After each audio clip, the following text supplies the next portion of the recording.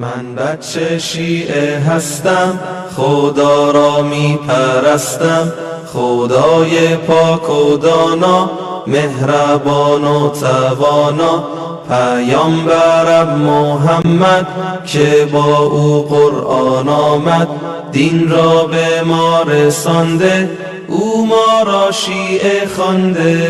دختر او زهرا بود، فاطمه کبرا بود، فدای دین شد جانش، لعنت به دشمنانش. در روز عید قدیر بر ما علی شد امیر، امیر مؤمنین است، امام اولین است. امام دوم ما بخشنده بود و تنها، نام ایشان حسن بود، صبور و خوش سخن بود، صبور و خوش سخن بود. حسین که شاه دین است، امام سومین است، شهید کربلا شد، تربت او شفا شد. وقتی که آب میخورم بر او سلام میکنم، بر او سلام میکنم، بر او سلام میکنم. چهارم امام سجاد به ما دعاها یاد داد، هر یک از آن دعاها پرمعنی است و زیبا، پرمعنی است و زیبا.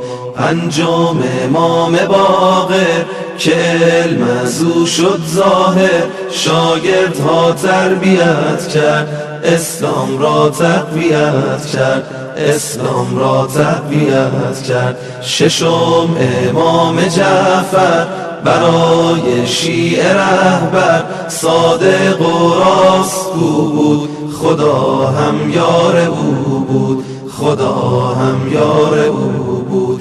هفتم امام کاظم صبور بود و عالم، اگرچه در زندان بود، معلم جهان بود، معلم جهان بود. امام هشتم ما امام رضای والا، امید شیعیان است، چقدر مهربان است. نهم امام جواد، رحمت حق بر او باد، کریم و بخشنده بود، ماه